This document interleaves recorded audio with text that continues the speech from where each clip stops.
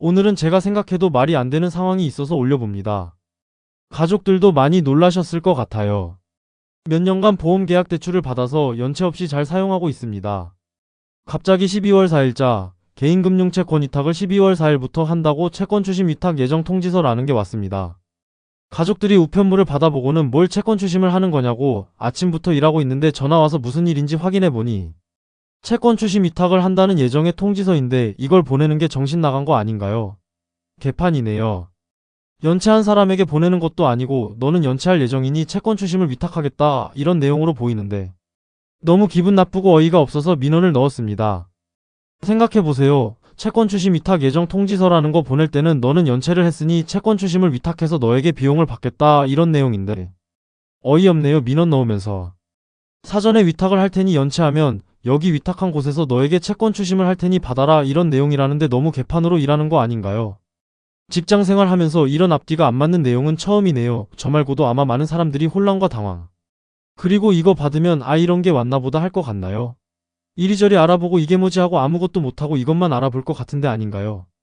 정말 정신 나간 업무 처리인 것 같습니다. 진정 보내야 한다면 채권 추심 위탁 예정 통지서가 아니라 위탁기간 변경 안내 이런 걸로 보내야 하는 거 아닌가요? 통지서를 보내는 이유. 채권 추심 위탁 예정 통지서를 보내는 이유는 크게 두 가지로 나누어 볼 수 있습니다. 첫 번째, 채무자의 권리 보호. 알 권리 보장. 채무자는 자신의 채무가 어떻게 처리되고 있는지 알 권리가 있습니다. 채권 추심 위탁은 채무자에게 큰 영향을 미치는 사안이므로 사전에 통지하여 채무자가 상황을 인지하고 대비할 수 있도록 합니다. 방어권 보장. 채권 추심 과정에서 불법적인 추심 행위가 발생할 수 있습니다.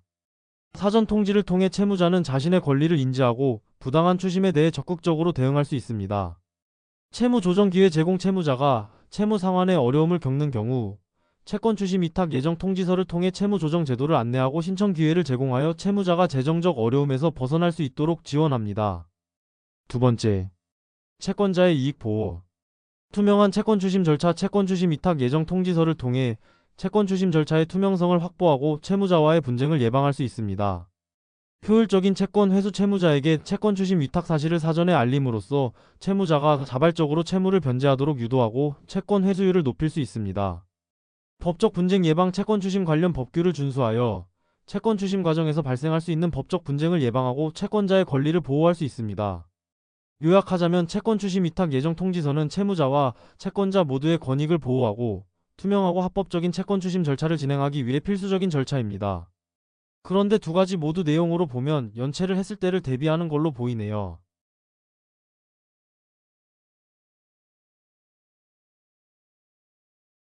1. 꼼꼼하게 확인하기. 발신인 채권 추심회사 확인. 믿을 수 있는 기관에서 발송한 것인지 확인합니다. 채무 내용 확인. 채무 금액, 이자, 연체 기간 등이 정확한지 확인하고 본인의 채무가 맞는지 꼼꼼히 살펴봅니다. 소멸시효 확인. 소멸시효가 완성되었다면 채권 추심에 응할 의무가 없습니다. 소멸시효는 채권 종류에 따라 다르니 확인이 필요합니다.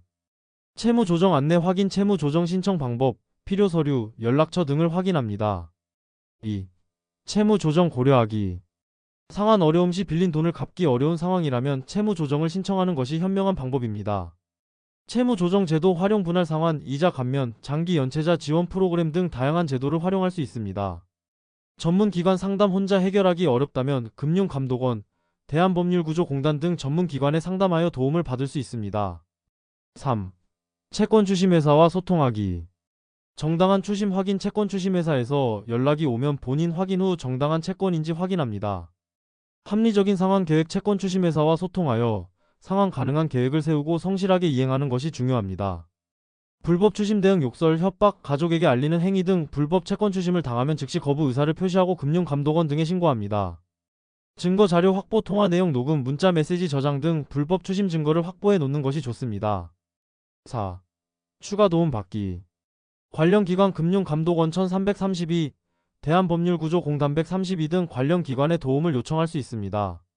법률 전문가. 법률적인 문제가 발생하면 변호사 등 법률 전문가의 도움을 받는 것이 안전합니다. 핵심은 당황하지 않고 침착하게 대응하는 것입니다. 채권 추심 위탁 예정 통지서를 받았다고 해서 절망적인 상황은 아닙니다. 적극적으로 대처하고 전문가의 도움을 받으면 충분히 해결할 수 있습니다.